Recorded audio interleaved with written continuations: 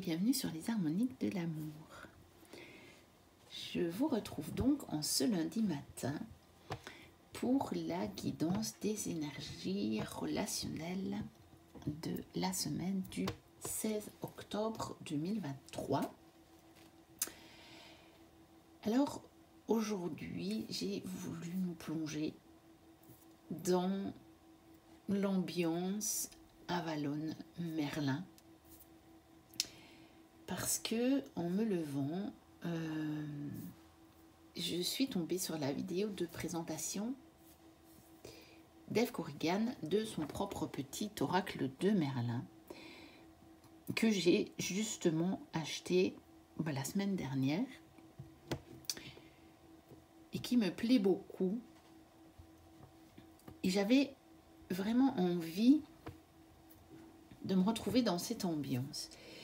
Et donc, j'ai cherché des jeux pour se plonger dans cette ambiance qui est bien, on va dire, de saison, encore que Merlin a-t-il une saison? Avalon a-t-elle une saison? Ou a-t-il une saison? Bien sûr que non, puisque c'est une région. Je pense que c'est parce que c'est surtout associé aux brumes et que ici en octobre on a tout doucement le retour des brumes. Alors pour les énergies, pour la guidance, donc des énergies relationnelles avec soi, donc ce qu'on nous propose d'aller voir dans notre relation avec nous-mêmes, j'ai pris la sagesse d'Avalon de Colette Baron-Reid. J'aurais pu en prendre d'autres, j'en ai bien d'autres sur le thème, mais c'est celui-là qui m'a appelée.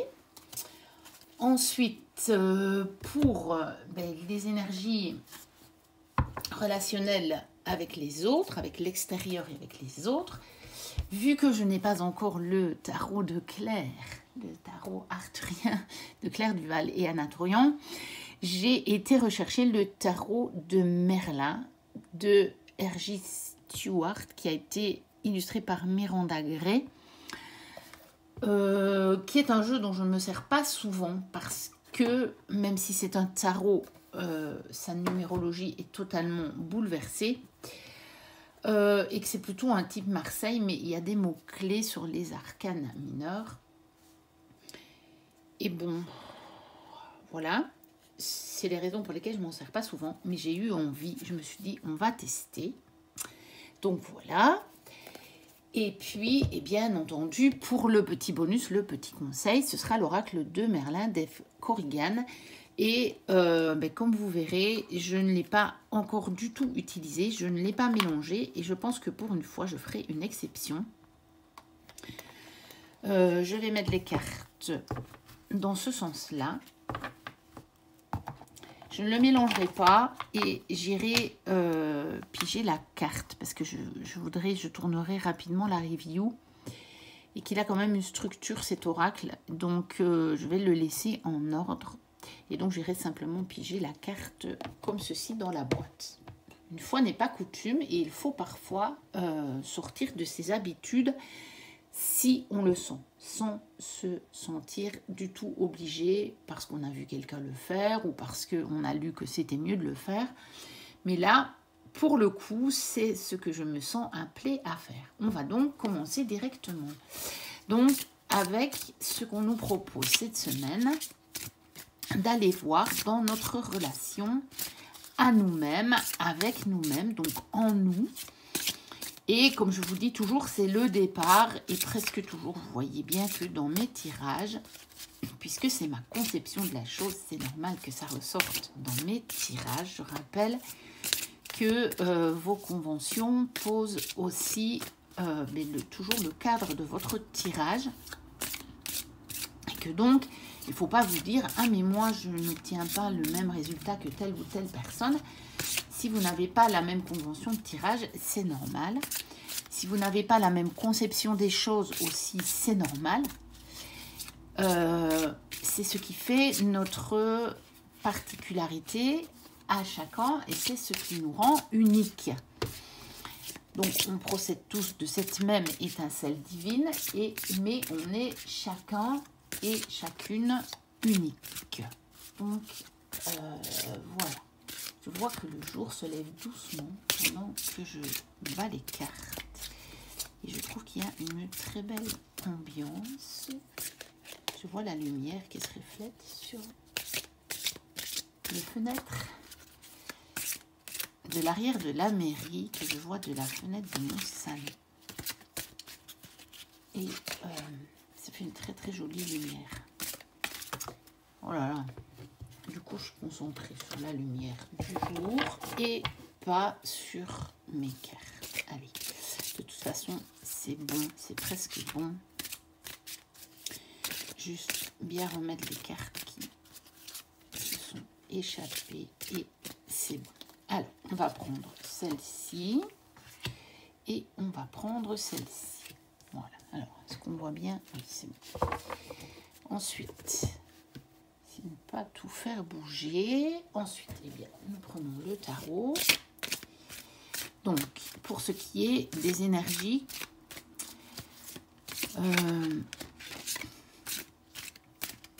relationnelles avec les autres, qu'est-ce qu'on nous propose de voir, d'observer, d'expérimenter cette semaine?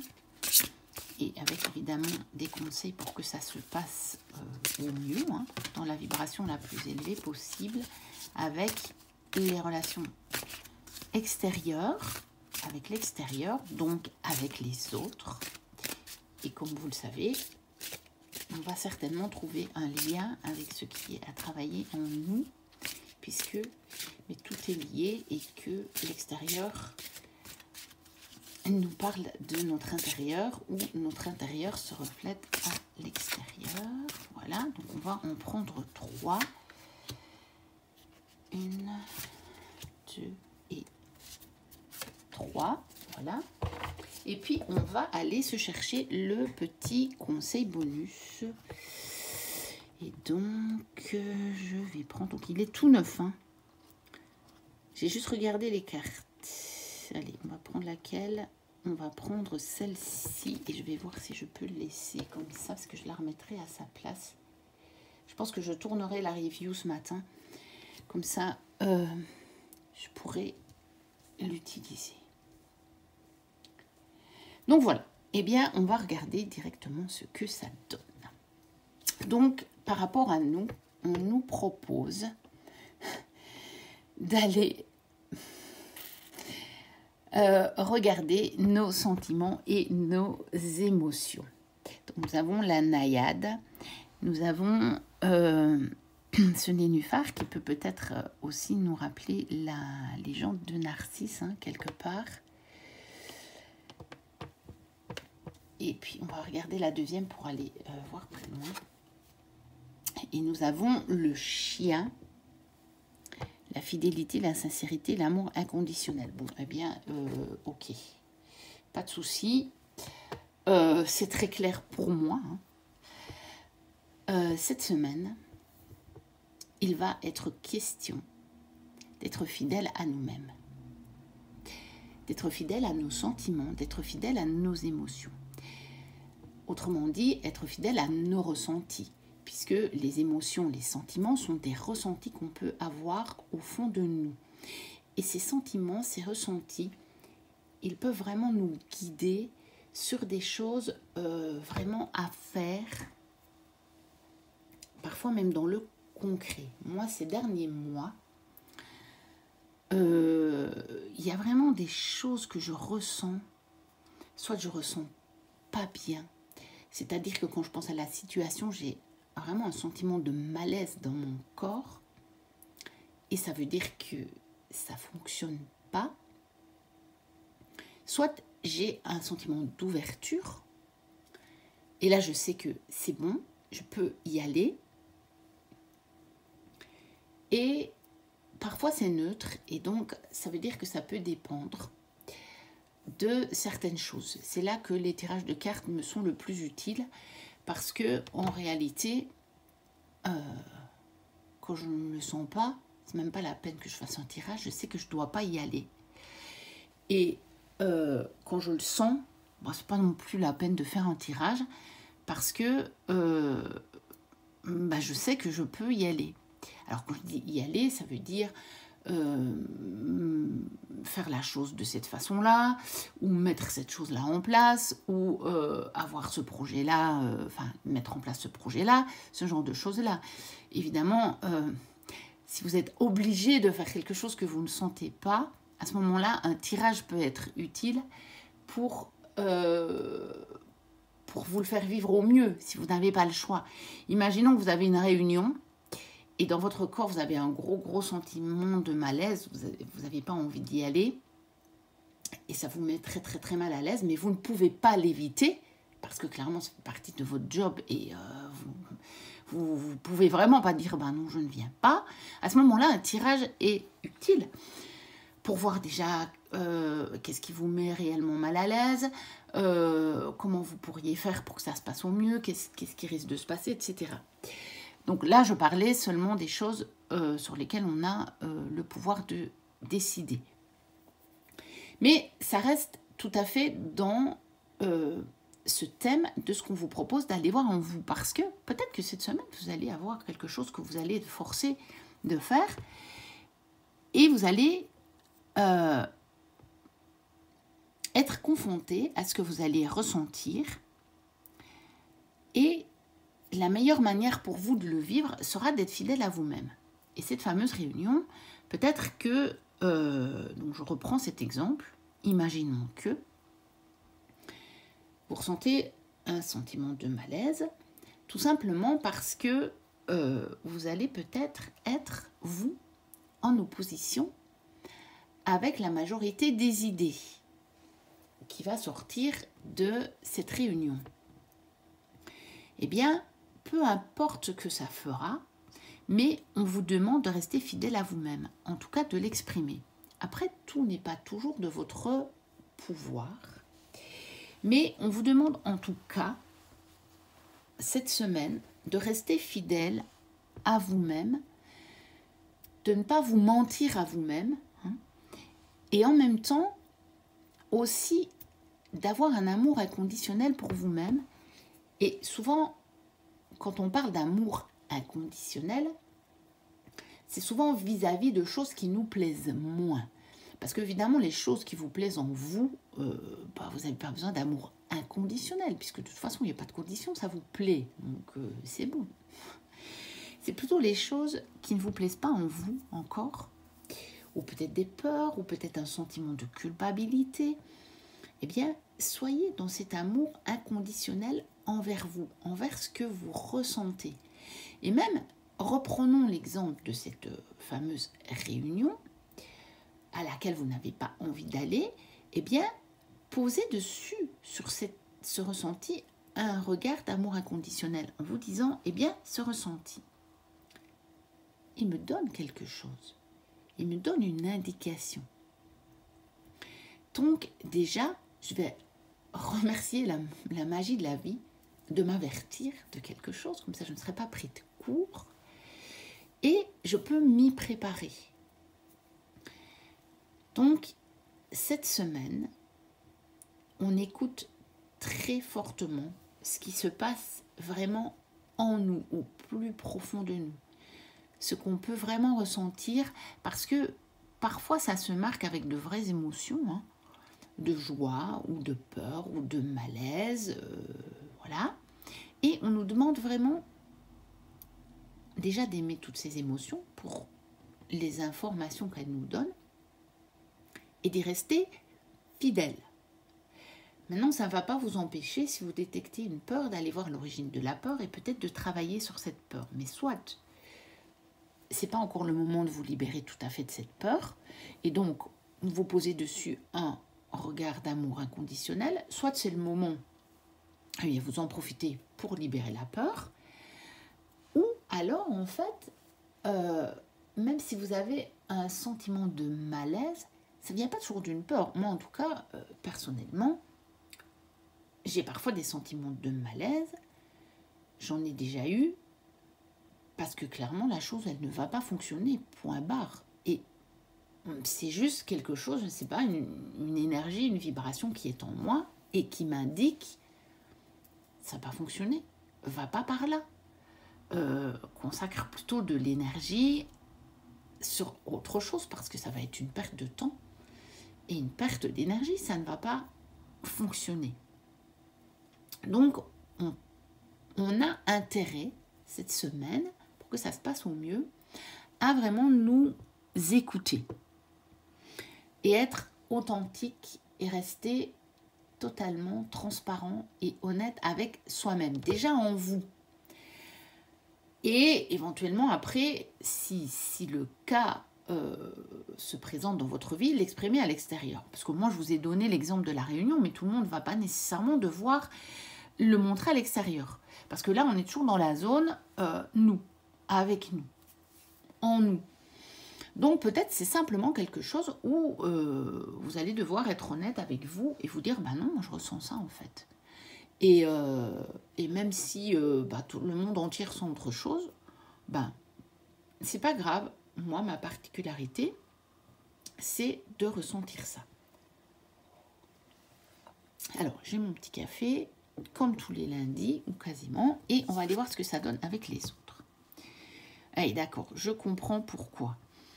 Donc, nous avons le gardien, qui correspond donc dans ce tarot au diable. Ne vous laissez pas prendre par le chiffre, parce que vous allez vous dire, mais elle raconte n'importe quoi, c'est le 10. Oui, je sais, je vous ai dit avant, la numérotation de ce tarot est totalement changée. Alors, d'ailleurs, regardez, le pendu, on a un vrai pendu, hein, comme dans les autres tarots, et vous voyez que c'est le 13. Et nous avons l'univers en 22. Donc, vous voyez, tout est bouleversé. Il y a le fouillé, il est en plein milieu du tarot, je ne sais plus son numéro. Mais en tout cas, déjà, regardez un petit peu qu'on a 3 arcanes majeures avec les autres. Donc, cette semaine, ça va être quelque chose d'assez marquant. D'ailleurs, on le dit, hein. Moi, je regarde quand même un petit peu toutes les énergies de ce moment, la nouvelle lune, l'éclipse, la pleine lune de la fin du mois avec une autre éclipse. Il y a plusieurs portails. On approche de la saison où le voile devient de plus en plus fin. Et tout ce que je lis à propos des énergies disent que ce mois d'octobre est un mois qui va vraiment marquer un tournant dans les énergies et donc dans notre vie. Il va vraiment y avoir des choses très importantes et beaucoup de libération karmique. Et c'est ce que je vois ici, dans vos relations. Parce que ce fameux gardien correspond au diable. Je ne sais pas si je l'avais déjà dit. Oui, je l'ai dit, puisque j'ai fait le rapport avec le chiffre 10. Ok. Mais, comme vous voyez sur cette carte, et c'est pas un hasard si j'ai voulu faire sur le thème de Merlin, n'est-ce pas?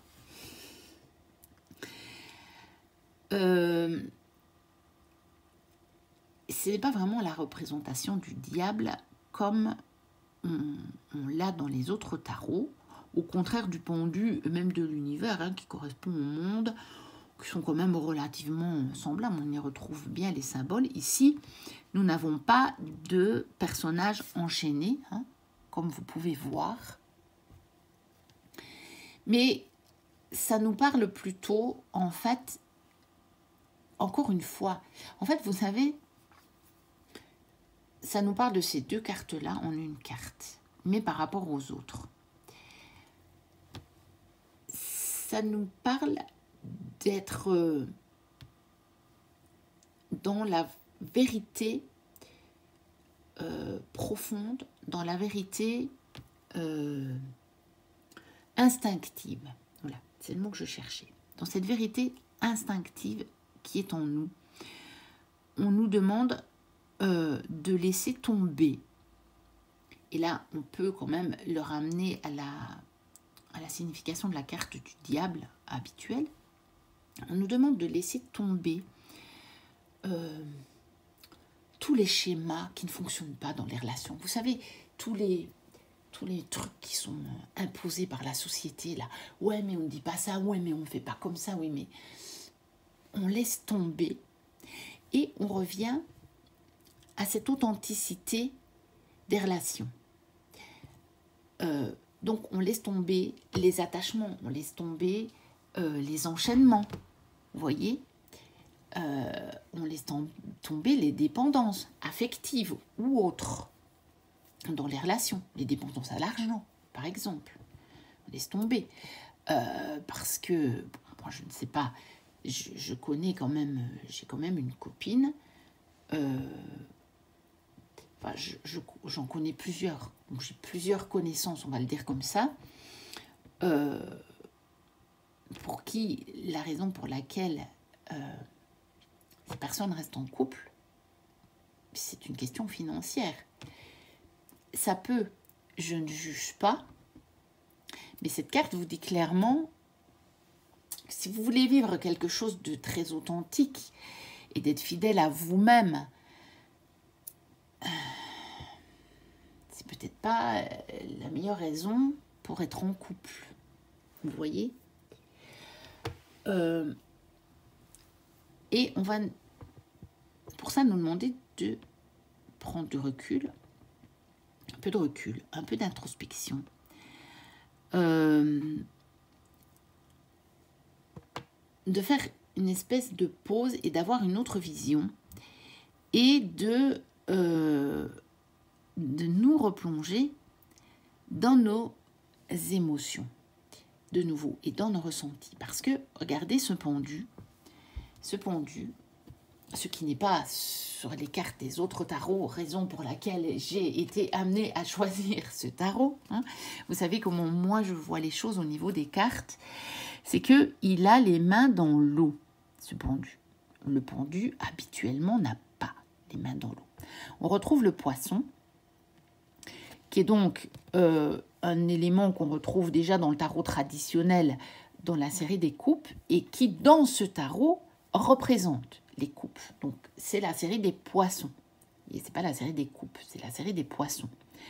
Donc, ça veut bien dire qu'on a mis cet élément des coupes sur la carte du tarot. C'est voulu. D'accord ? Et donc, ça nous dit, eh bien, pour pouvoir revenir à quelque chose détaché totalement des enchaînements, des addictions, des dépendances, et pour devenir le gardien, parce que c'est la signification plus profonde de cette carte, c'est le gardien de notre nature profonde, d'accord ?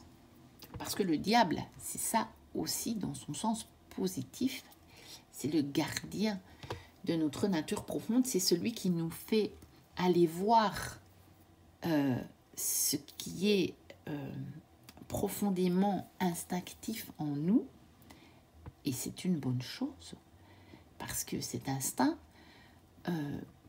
quand on est incarné dans un corps humain, faut quand même pas oublier que cet instinct nous permet de survivre. Hein. Donc, on nous demande une autre vision, une autre approche, mais on va passer par nos ressentis, par nos émotions, par nos sentiments. On va plonger nos mains dans nos émotions, clairement. On a vraiment ce rapport avec les coupes, d'accord ? Et la terre, elle va rester au-dessus. Donc, le concret, il va rester un peu au-dessus, en surface. On n'interagit pas trop, mais on interagit plutôt par rapport à ce qu'on ressent, nous, profondément. Et qu'est-ce que ça va nous donner ? Eh bien, ça va nous donner une espèce d'épanouissement. On va pouvoir, par rapport à cette nature profonde que l'on a en nous, par rapport à nos instincts, on va pouvoir totalement s'épanouir.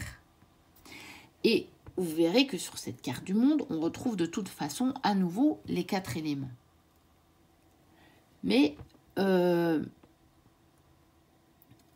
va, vraiment celle-là, elle nous dit plutôt, on va tout à fait trouver notre place.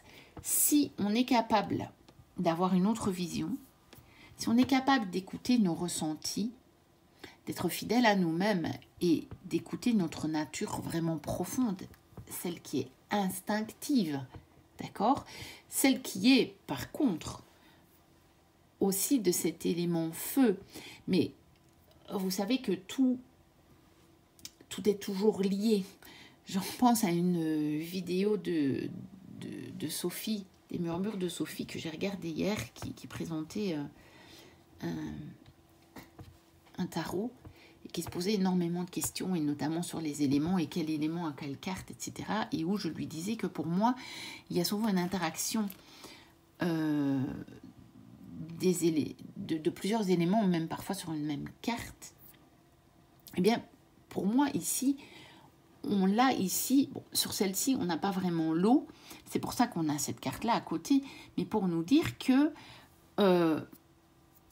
ça peut être l'élément eau qui nous indique où est notre feu intérieur. D'accord? Et donc, à partir de ce qu'on aura ressenti, on va pouvoir agir réellement selon notre feu vraiment intérieur, le feu instinctif, et totalement nous épanouir. Nous avons quand même un beau soleil qui rayonne au cœur de ce personnage, hein, à la place du cœur, vraiment le soleil central. Donc, je vous le montre parce que je ne sais pas, là on ne voit pas nécessairement, ouais, non, clairement de loin, on peut se demander ce que c'est cette espèce d'élément qu'on aperçoit.